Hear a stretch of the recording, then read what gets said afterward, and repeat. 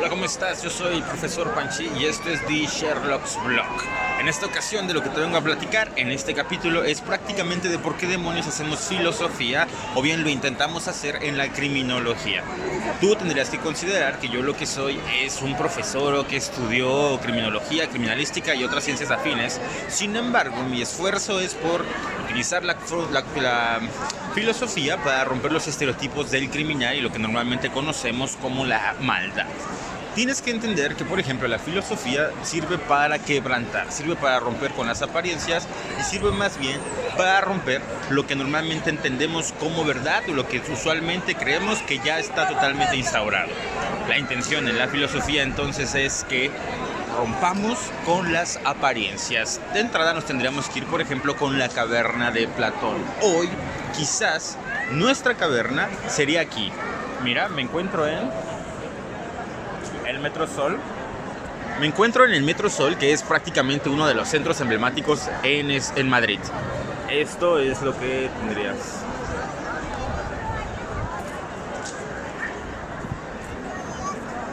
Quisiera decirte que este es el centro de Madrid, pero no, más bien es la caverna nueva de Platón o algo así. Fíjate, la filosofía sirve para romper cuando uno se encuentra más bien inconforme, y aquí lo que tendríamos que ver es que esto es más bien lo que conocemos como el inconsciente, no el inconsciente colectivo, sino el imaginario colectivo. En ellos hay, por ejemplo, implantadas muchas creencias como de que esto es la idea de éxito o de felicidad. Te lo juro que no hay nadie aquí quejándose salvo yo. Y mira, una vez más. Quizás sí, porque de este lado, por ahí, está la osa y el madroño, que es prácticamente uno de los símbolos de Madrid, ¿no? Más importantes de Madrid. Ahora, tú tendrías que considerar que, por ejemplo, las primeras cuestiones para romper este cascarón vienen en la literatura en un texto no es el primero de los textos, pero en un texto donde viene muy emblemático esta cuestión, es en el texto de Demian de Hermann Hesse. Mira. Eso de ahí es vivir en la creencia y vivir en la apariencia. Te voy a ir platicando qué es lo que sucede. No está de más pertenecer al imaginario colectivo. De hecho, naturalmente formamos parte de él, pues vivimos en el ámbito de la creencia. El imaginario colectivo para lo que nos sirve es para darnos respuestas en realidad. El imaginario colectivo tiene ciencias, por ejemplo, como las del hombre, es decir, tanto la psicología, el psicoanálisis, la psiquiatría, y en efecto tienen respuestas que normalmente la filosofía, yo te diría, no tiene. Porque si una persona está a punto de la depresión o del suicidio, efectivamente en la psicología, en la psiquiatría o en el psicoanálisis va a encontrar cura e incluso una salvación. Si se va al psicoanálisis, si se va a la filosofía y lee algo, seguramente es la gota que derrama el vaso y el acto va a suceder. Entonces no le va a funcionar de nada. ¿Por qué? Porque vivimos en un inconsciente colectivo que nos explica todo. El inconsciente colectivo sirve para darnos respuestas, pero con una cuestión como un talante filosófico, lo último que deberías de aceptar es darlo por hecho. Así que por eso vale la pena de repente tomar la filosofía. Otra vez, vamos a las cuestiones. El primero, digamos, uno de los elementos donde yo te podría decir que hay un referente filosófico desde la literatura para entrarse a esta cuestión del pensamiento del talante crítico, es el libro de Demian de Hermann Hesse. Ahí va a hablar más bien de un cascarón y de cómo la persona lo tiene que romper para entonces sí crecer. Ojo, crisis podríamos relacionarlo con criba, y la criba la podríamos relacionar como con esta red con la que nosotros separamos la arena, por ejemplo, de hacer una más fina y de quitarle todos los sedimentos, o más bien como que el estorbo, es decir, la grava o la piedra grande. Entonces, cuando nosotros hacemos esto con la criba, lo que queda es solamente la arena finita, finita, finita. Ojo, pero en la crisis esto debe causar dolor. Y en Demian de Hermann Hesse, justamente cuando se abre el cascarón, duele. Esto es como cuando nosotros crecemos. Empezamos a crecer y lo que nos duele son las rodillas. Entonces, en efecto, esto es porque todo crecimiento duele y el conocimiento es un crecimiento en sí también. Ahora, lo primero, por ejemplo, para hacerlo esto es parir el conocimiento, y entonces podemos ir a Sócrates, y Sócrates lo que nos hablaba, por ejemplo, es de la mayéutica, porque su mamá era una comadrona o bien una partera. Lo que Sócrates decía es que yo lo que hago es simplemente hacer parir o alumbrar el conocimiento. ¿Cómo? A través de las preguntas. ¿Si estas tenían que doler? Sí. De hecho, Sócrates murió, prácticamente lo hicieron que se suicidara tomando la cicuta, y esto fue porque llegó un momento en Atenas en el que a Sócrates ya no lo soportaban. Lo que decían era: a ver, tío, por favor, déjanos en paz, déjanos llevar la vida como la llevamos, porque además estamos en Atenas de Pericles, y entonces es lo mejor que nos pudo haber pasado. Sin embargo, Sócrates lo que decía: mira, pese a que nosotros nos vemos bien, así, en realidad lo que estamos haciendo es sufriendo, o más bien, dado que vivimos en la apariencia, lo que tendríamos que estar pensando es qué hay detrás de toda esta aparente felicidad. Y entonces sí, lo que cuestionamos son estos discursos. Después de Sócrates, por ejemplo, lo que tenemos es a Platón y tenemos a Aristóteles. Por supuesto, también ellos van a servir mucho para que rompamos las apariencias, pues recordemos que al principio de este video lo que te comentaba es que esta sería la nueva caverna de Platón, pero al estilo 2019-2020 en Madrid, España. Ahora, Aristóteles también es un filósofo que lo que trata de romper es la apariencia, y justamente con Platón y con Aristóteles lo que se va a dar es, digamos, el cambio de paradigmas. Platón era alumno de Sócrates, pero era maestro de Aristóteles. Entonces Platón en lo que cree es que hay un mundo ideal, hay un mundo que podemos razonar y que si conocemos es por la razón. Mientras que Aristóteles lo que dice es que nosotros conocemos pero por la experiencia. Según la cuestión de la razón es que se dan las ciencias que hoy conocemos como del hombre, o ciencias sociales, o lo que tú podrías encontrar en Ciudad Universitaria, allá en Toluca, como la Facultad de Humanidades, Ciencias Políticas, etc. Mientras que las ciencias exactas se van a dar con Aristóteles, porque tiene que ver con la cuestión de la experiencia. Solamente podemos conocer aquello que es alcanzable para nuestros sentidos. Por supuesto, hoy quizás los paradigmas han cambiado. Sin embargo, esto es algo que que las ciencias del hombre tienen que dar por hecho. Es decir, que pueden conocer realmente a un sujeto. ¿Por qué?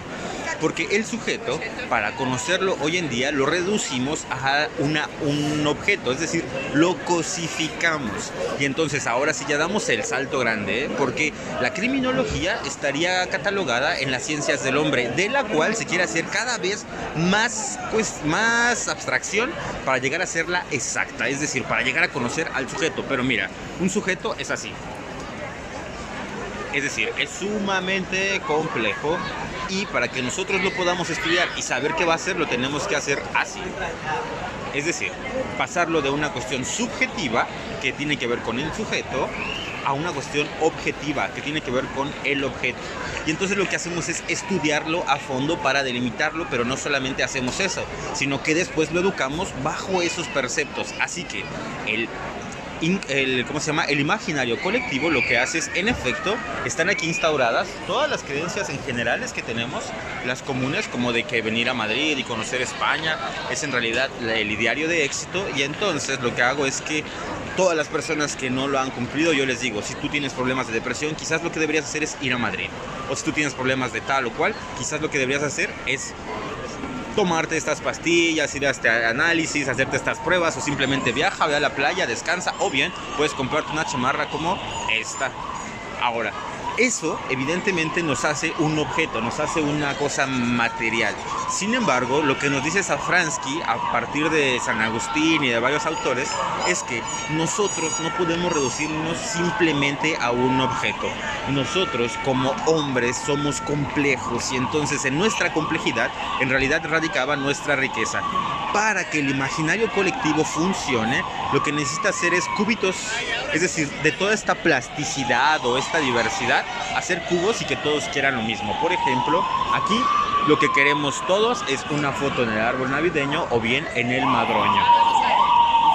Eso sería lo que queremos todos. Ahora, aquí lo que hay es más bien como una intervención por un accidente, pero ya quedó.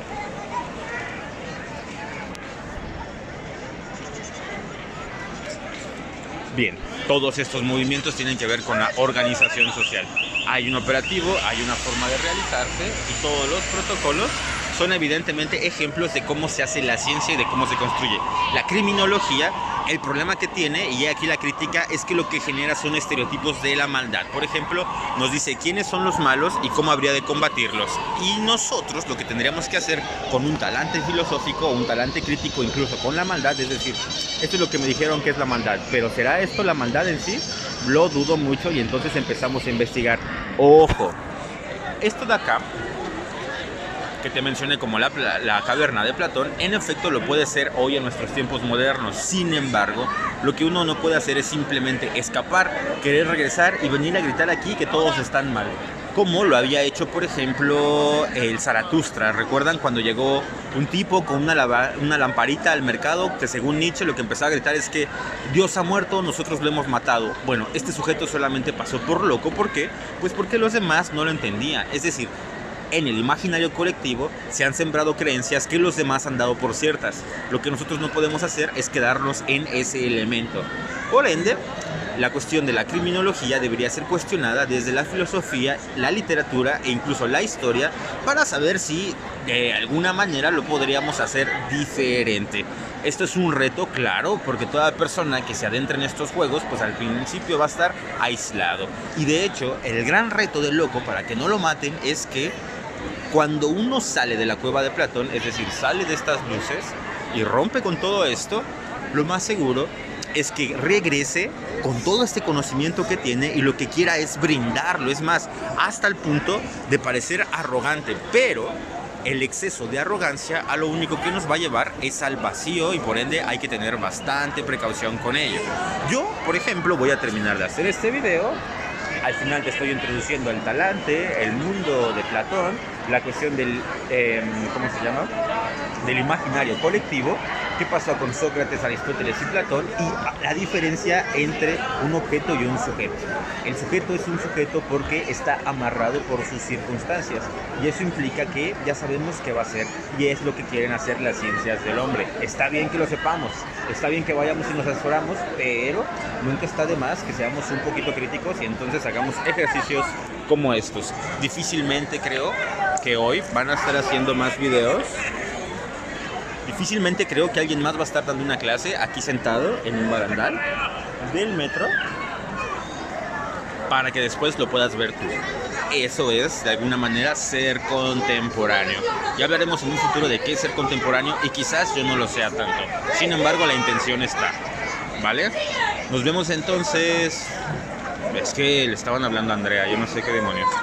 Mira, es que eso tiene que ver con la neurosis colectiva. Eso es lo que sucede justamente en este aparente escenario de felicidad. En efecto, nosotros lo que necesitamos son cosas, tenemos necesidades y lo que necesitamos es una plática, seguramente. ¿La filosofía sirve para ello? Sí, porque también hay gente bastante inconforme. Vamos a cerrar por hoy. Lo único que quiero que te quedes, por ejemplo, aparte de todas estas imágenes, de las apariencias, las personas, la gente y demás, es que te quedes con la idea de que nosotros podemos romper en efecto el cascarón, pero eso duele, cuesta trabajo, vas a estar aparentemente aislado, sí.